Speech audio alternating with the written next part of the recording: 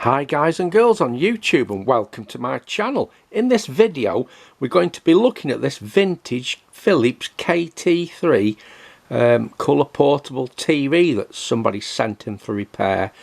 Now it is on the outside, it is in remarkably good condition, and I can tell by looking at the little bits of dust in this grill that somebody's actually cleaned this. They've made a good attempt to clean it. I mean, it's not perfect, but it's in a lot better condition than you would have expect for a TV that was probably made in the very early 1980s. So it might not be as clean inside as it is on the outside. Now, it's a long time since I repaired a KT3. I can't remember a great deal about these, which is unusual because back in its day I used to repair loads and loads of these. What I'm going to have to do, I'm going to have to get the service manual out and see if that jogs any memories. But just off the top of my head, the most common faults I can remember with these is the tripler going faulty, dry joints on the line output transformer, which was quite a heavy thing, and it's standing vertical because it's a vertical board, and little safety resistors like 1 ohm, 4.7 ohm, 2.2 ohm, and they used to go open circuit just at the drop of a hat for no apparent reason whatsoever. Right, so what I'm going to do is I'm going to stop the camera in a minute, going to get the service manual. I might not be able to find the exact manual because there were quite a few different variants of this, and there was a 20-inch KT3. I think that was the one with the awful mullard, was it A51 570X tube that didn't last 5 minutes, and we were forever putting re-guns in them. I think when the tube went low emission, there were two heater chokes on the tube base board. I used to short them out to get a little bit better picture. It might last a few more weeks, and then it'd end up completely flat, and you'd have to get a re-gun CRT, which I used to get from either Chromovac in Manchester, or there was a place in Nottingham up some wooden stairs. I think it might have been called Trent Tubes, but there's the two places I used to use for re-gun tubes. Now, what is actually quite good about this telly, it's actually got the tuning flap, because a lot of these got lost, and it's got the customer controls flap. You know, again, a lot of these have been lost, but this is all complete. Now, one thing I would just say, and this is just an absolute load of rubbish, if you look at the infrared sensor there, I do have the remote control for this, by the way. But if you look at the sensor there, they used to sell them at Sense Components that used to advertise on the back of Television magazine, and using one of them I actually made this remote control tester, and if you can see there, that's the big eye and that's the big eye in there. I just used one of them, and I built a little bit of a circuit with an amplifier, so you might as well see that running. So I'll take just a remote I picked off my bench at random, press a button,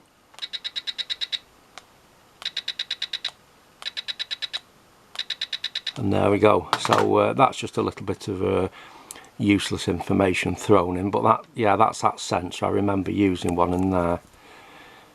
So actually, just before I go and look for the service manual, I've got to do this before I forget. I've got to give a shout out to Antonia Hudson from the Isle of Wight, who actually sent me this USB stick containing all the copies of Television magazine, Practical Wireless magazine, and some other electronic magazines. So I just thought I'll just drop that in really quick, and we'll go. Thank you very much for that. That will really help me when I'm looking for a magazine. It won't tell me where my paper copies are, but at least I'll be able to use it if I can't find the one I'm looking for. So many thanks for that.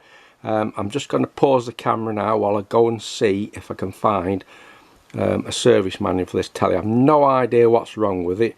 I've never even plugged it in. I'm going to do a good visual inspection before we plug it in, because we don't want any dry joints or anything cause more damage just by plugging it in. So right, let's pause this and go and look for the manual. So just to give you a really quick idea of my sort of problem, we've got 3 filing cabinets here, all full of service manuals. A lot of stuff on the floor in most of them, you can't get to them. Television magazines up here, more service manuals up here. All these cabinets are full, and I've got thousands more manuals in other places.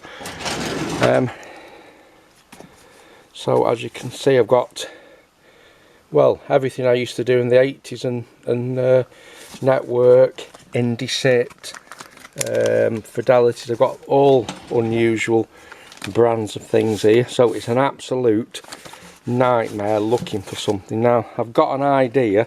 What I'm looking for is in a brown envelope like that. So I mean, all these are absolutely, you can't see them there, all these are absolutely full of service manuals. And if we move around here, let's just go around here. This is my workbench here. If we just lift this up here, that is all full of service manuals as well. And as you can see, nothing is in any order, or most of it is in no order whatsoever. There's another brand forgotten about, NEI. Beco, another brand that's been forgotten about. So I might be here a little while looking. Right, now I've actually failed to find the exact manual I was looking for. These are just some spare copies I've got. I'm pretty certain the one I was looking for was in a brown envelope, and it had some handwritten notes on, but I can't find that. But anyway, we've got enough information here to actually carry out a repair. And I've also found this, a bit of bedtime reading here. It's the Grundig CUC chassis concept. This dates from when I had a bit of a fling with Grundig. And I had them sending me all service manuals out for nothing. But anyway, that's bedtime reading. We're on the Phillips. So let's just have a quick look in here. So we've got all the different panels here. Now all these panels they actually plug in, and the way to work on these is you need an extension board that lifts them up in the air so you can work on them live. That's the most excellent circuit diagram there. Let's just get it out. As you can see, it's all in colour. Power supply, what's that there, line oscillator board, sound panel. I mean, this is one of the best manuals for a TV you'll ever see, and it's for that reason I probably like these sets so much. But enough of that, let's turn it round and have a look at the back. Now the first thing you'll notice on this, the model's actually missing, but luckily the customer has supplied the model number in a box. I presume he wants that sticking on when it's done. Anyway, that's it. It's 14 CT 230505S with the A37 570 tube. Right, so 4 screws and the back's off. Now it doesn't look like it's actually been cleaned in here. I can see quite a bit of dust. So presumably somebody has only cleaned the outside. But straight away I can see that this has been repaired before, which is actually quite handy, and you'll see why in a minute. For a start there, somebody's put the name on. So that's probably, what is it, EM Willits? EM Willits? I presume that's the shop that repaired it. And the reason I say it's been repaired before is because if you look there, there's a bit of new soldering, and the tripler looks too clean to have been in this set from new. And you can see there where somebody's tied up the wire. Now that'll need cleaning in there before we do anything, but let's just pull the chassis down. Right, so you lift these two clips here. There's two positions for service. There's one that leaves it like that, so if we turn around to the side, you can see it there, and then if you pull it again, it comes out more and it lies flat. And then we look at the side again, it's completely flat. Now it just does look in very good condition in here. What I do find a bit odd, but I don't know if this is normal, it's such a long time ago I cannot remember. These capacitors, they look out of place. But looking at the board, they've not actually been changed. I would have expected all these capacitors to be made by Philips, and they're not. But they've definitely not been changed. But there again, you know, it's such a long time ago. Perhaps they were like that when they were new. I can't actually remember. But you can see there, it has indeed had a brand new tripler, which is very, very handy. Because hopefully that'll be alright. That was a very common fault in these, and you're going to struggle to get something like that now. I think the transistor, was it a 2SD350? Let's just turn out and have a look there. Oh no, got that wrong as well, didn't I? It's a 2SD200. Perhaps it was a 350 in the 20 inch. That's the power supply mains input board with degaussing on. You can see by the board black there, it's had a bit of use.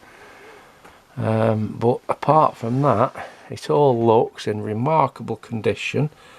I'll just show you how the extension board works. So if you look at that, we've got two panels back to back, so there's no way you could take any voltages on the back of there. Because these are back to back. So what you do is you unplug this. I'm just going to have to pause the camera a minute. So that's loosened that off. So you unplug that board, you take it out, and then you plug in the extension board, which goes into there, like so. And then you take your board you've unplugged and you plug that into there, like so.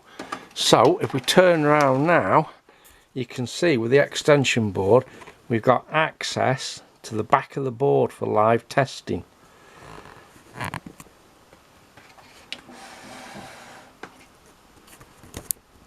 Because your board is sat right up there. Now this extension board will do for any of these modules that plug in. So that's a quick demonstration of how that works. Now I've already had a look at this and I can see exactly what the problem with it is before we even turn it on. Just noticed there that somebody signed the case there as well in like a Tipexy stuff, EM Willits. That's the tube. Big speaker there, proper sound on these old tellies, not like your flat screen ones. That's your remote control box there. That will be the infrared control up there for the remote control. Tuning panel. Let's lift this chassis back up now and I'll show you what I've seen.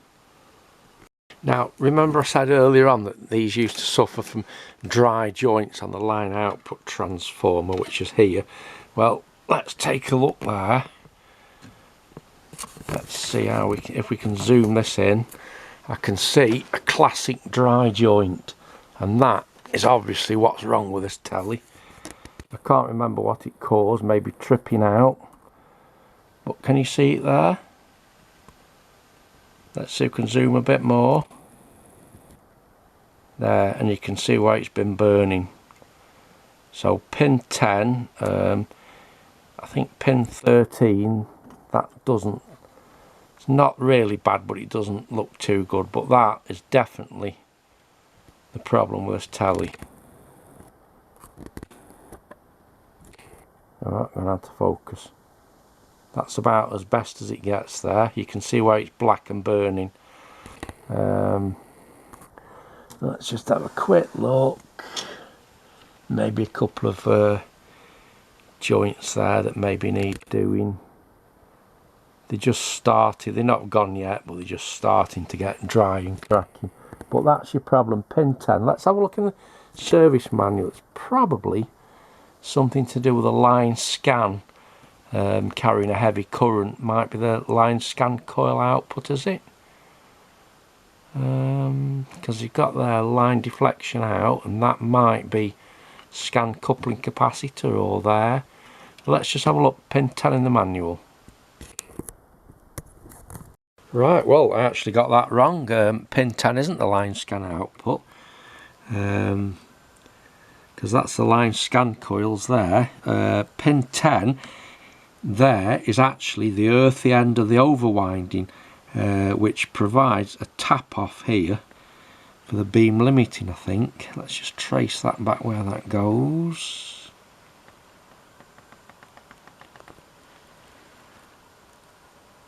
Yeah, that'll be the beam limiter.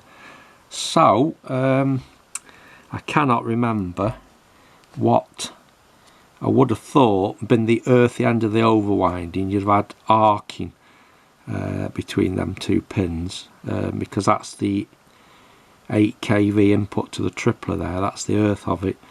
So what I'll do is I'll solder that up. I'll solder a few more joints up that don't look too good. We'll just reform the reservoir capacitor. Where will that be? Down here somewhere? Don't know, I can't remember where that is now, but anyway, we'll reform that, and then we'll go for the plug-in. Right, actually I can see it now, reservoir capacitor there, 200 microfarad. Right, so I've just got this line face down on an old jumper. You find it a lot easier to solder like that. Now here's something interesting. If you look at this here,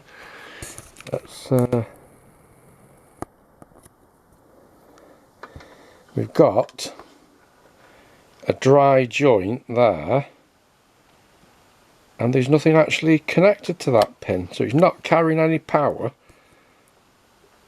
It's a no contact pin, but it's actually dry jointed. Let's see if we can zoom in.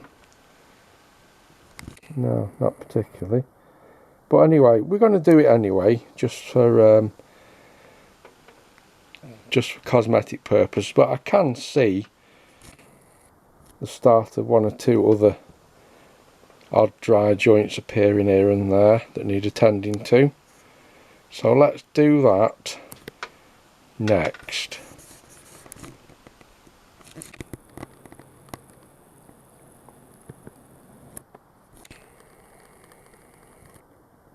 But that there, that is your main one. Oh, that's better. We've got the better zoom now. That's your main one that will be stopping the set from working.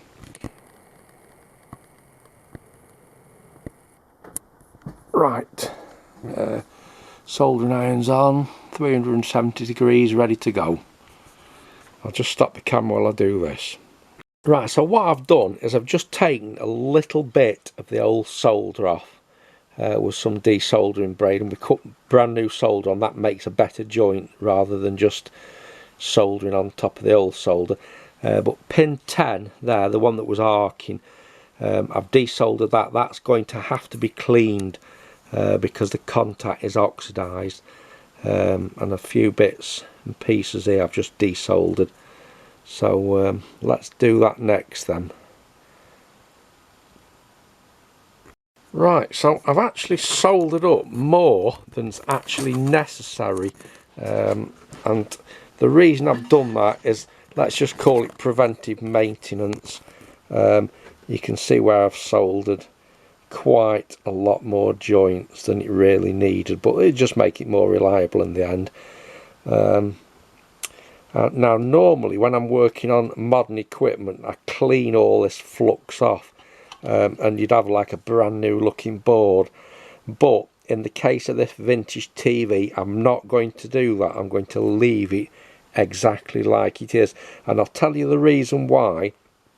I was doing a Thorn 1500 and I put some new parts in, and I cleaned that up with some flux remover, and what it did is it removed this green stuff and it ruined the appearance of it in the Thorn. It just took it down to bare copper, so I'm not going to clean any of this. I'm just going to leave it like that, and you can see work's been done to it.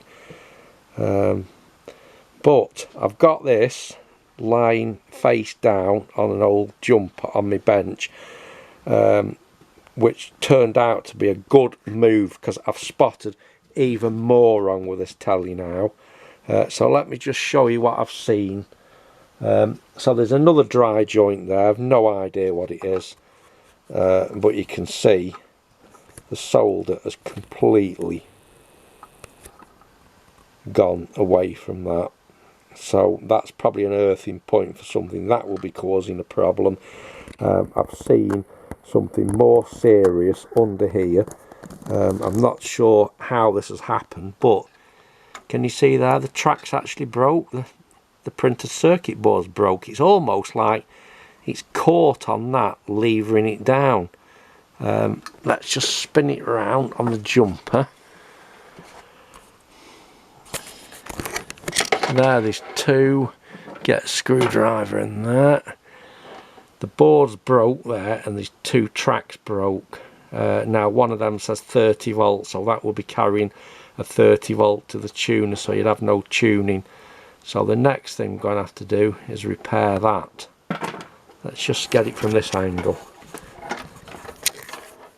There, you can see it there now.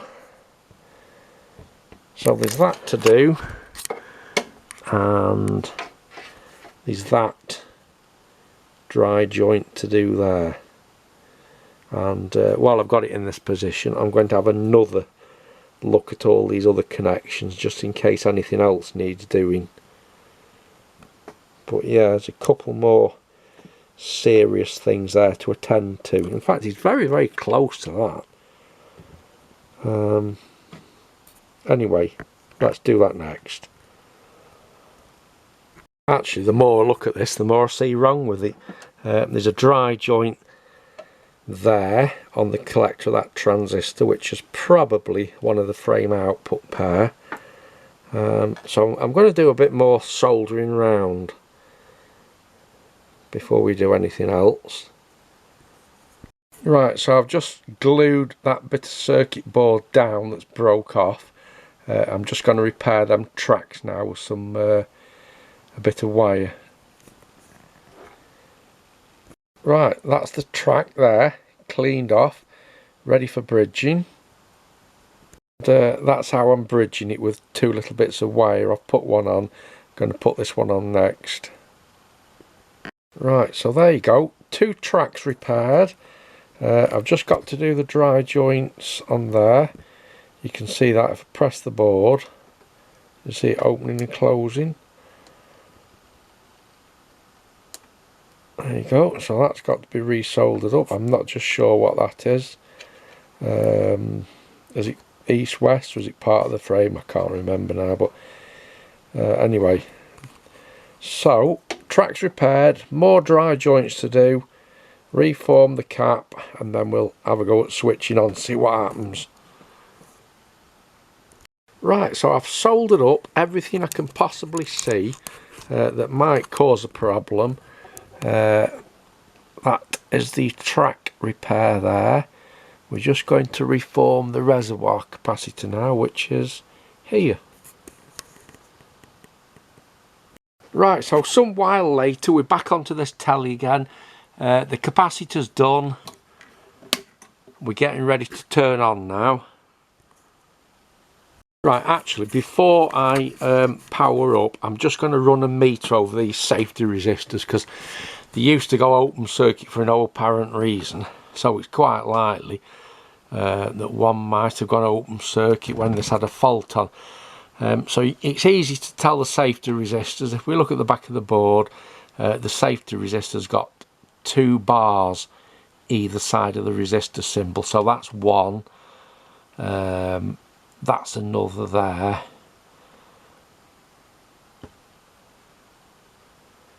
There is another one. I'm just going to run a meter just quickly over here and make sure none of these are open circuit. See that your standard resistor there, but your safety one is indicated by the two bars. like so. So I'm just going to run an ohm meter over them. They're usually about, I don't know, 1 ohm, 4.7, 2.2. I'll just do that, and then I think we'll fire it up. Right, everything checks out all right there, but I've just had one more thought, something I've completely missed. I'm just going to pull the anode cavity out and clean it. If you look there, somebody's already put some silicone grease around it. There's no point doing that if you unless you clean it first. So that is the next job to do before we plug it in.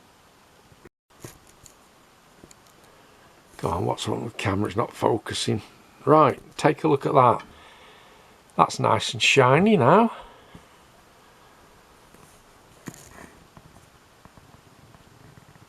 Right, so that's really all I can do now, apart from plugging it in. Now the scan coil convergence wedges on these were alright, you didn't have any problems with them. But one worrying thing has come to light is this hydroscopic glue. Because there's no way we can actually take that off the scan coils. Now this is actually the frame, so it's working at a lot lower voltage, but I'd be slightly worried about that, but there's nothing you can do because there's no way of actually getting that off. It's well embedded into the coils, so I think really we've come to the end of the line now, apart from plugging it in and seeing what happens. So for this, I might just lift it into that position there, and then we'll turn it round. Right, so let's just zoom the camera in a little bit. Camera's on a tripod. This is always the worst thing about a vintage TV, is initially switching it on. Right, it's plugged in the mains.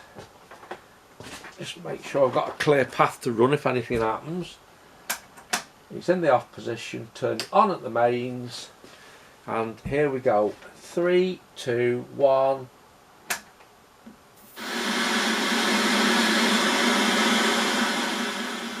Well, that's a good start. How about that?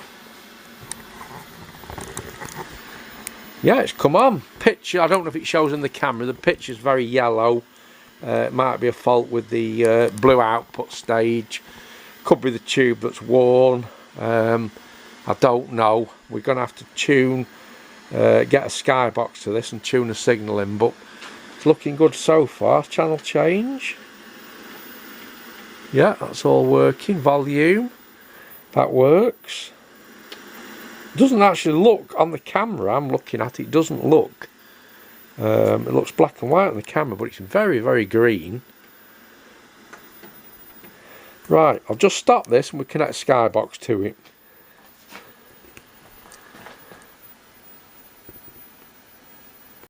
Right, so that's, I've got it tuned into the sky. Now the focusing is very, very sharp.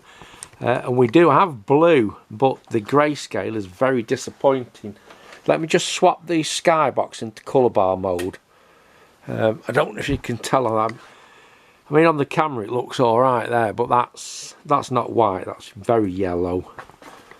But it doesn't actually show on the camera for some reason. Let's put that back to the sky and get a picture on it.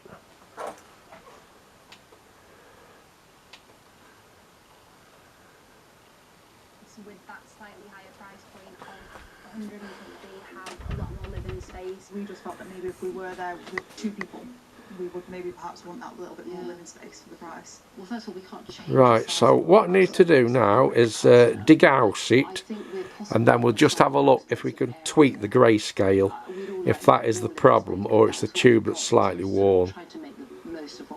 But it's looking good so far, apart from that. I feel that our rooms are very fairly priced. They just came from a point of their rooms being so much larger. I understand that, but we can't change our mind. And that black band you see, that's coming from the camera. That's not on the telly. Starting with Darren and Jamie, and Darren's room costing 150. But yeah, this focusing's pin sharp. reasonable payment. Thanks, guys. Right, I've turned the colour down. The picture's very, very green, but the picture's so good, I rather think it's just an adjustment rather than a problem with the tube. But the strange thing is, when I'm looking on the camera, it looks perfect. But when I look at it without the camera, it looks very, very yellow. So let's give the grayscale a quick tweak first. But on closer inspection, not everything was as Turn the colour back up. Although I There's really plenty of colour, and the actual focusing so help sharp. there with maybe keeping in with the theme. Mystical teacups, something like that. My eye is immediately drawn to how dirty that mirror is. You can see the white marks and the drip marks. The sinks. If I get the camera into the chassis, can you see what I can see? I think they're the red, green, blue drive, or the grayscale. But if you can see there, there's two that way, and one, move that out. Let's just move that out of the way. One is turned right to the other extreme. So is this just an adjustment? That is the question. See, the bottom one there's towards the right, and the top two are towards the left. Right, so this is slightly disappointing. That is about the best I can get it. If we turn it down, it's good, but it's still not absolutely perfect. The colour's alright, but the grayscale tracking isn't that good, which is a bit disappointing, but that is the absolute best I can get it. Right, so I've gone through the setup procedure here. I cannot get it absolutely perfect. Experience tells me it's the tube that's worn. The blue gun is lower emission than the red and the green. But let's just double check that. So here I've got my leader LCT 910 tube tester. I've set all this up ready. So if you look, we're measuring the emission of the red gun, which is on 90. Switch it to the green gun, that's on 90. Now if it was balanced, you'd expect the blue to be on 90, so I'll switch it to blue, and if you look at that, we've got a serious imbalance. We've only got 70 on the blue, but if I change it to the green, you've got more, and you've got more on the red. So there's a serious imbalance in the blue gun. I can rejuvenate it. I'm not going to do that, because from experience, you rejuvenate a tube, they look absolutely wonderful for a very short period of time, and then they go downhill like a lead balloon. So unfortunately, the tube is worn. Now what I used to do as on this machine, what I call a live test, we're running the heater voltage at 6.3 volt. Let's just, yeah, 6.3. What I used to do is turn the heater down. When it's warmed up like this, I'd turn the heater down to 4.7 volt and check the emission, and that's what I call a live test. That'll tell you how much life's left in the tube. So we turn it down to 4.7, which is there, and then we measure the emission again. If it drops off dramatically, it's not good, but if it stays quite high, even at 4.7 when it's preheated, it's going to have a good life. So let's turn it back to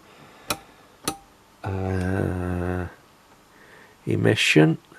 And if you look at that now, the blue gun has dropped right down there.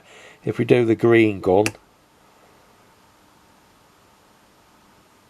that's just on the edge of the green, and if we do the red gun, that's the same. But if we go down to the blue, that's seriously dropped off, and that's running the CRT at 4.7 volt.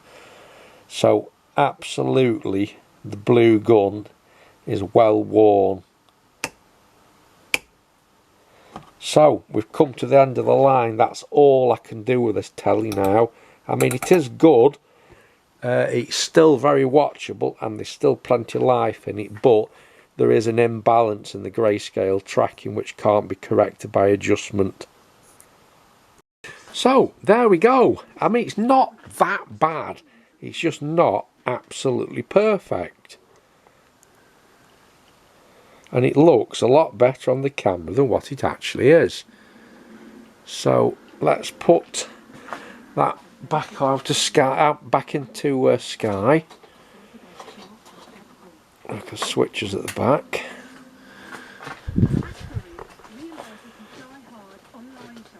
Now the a date on this suggests it's from November 81. So it is a little bit earlier than what I actually thought this. But I mean, that's not too bad, is it? It's still watchable. It makes such a difference. Can I get next day delivery? You could just take it out. Alright guys and girls on YouTube, the only thing that remains to do now is put these stickers on. These board supports are broke. I don't know if I'll be able to put them back on or not, but as long as the set's not knocked about, they are quite tight, the boards, so that shouldn't make a big difference as long as it's not knocked about. But I mean, it's 40 odd years old. Anyway, many thanks for watching my channel, and I'll catch everybody in the next video. Goodbye.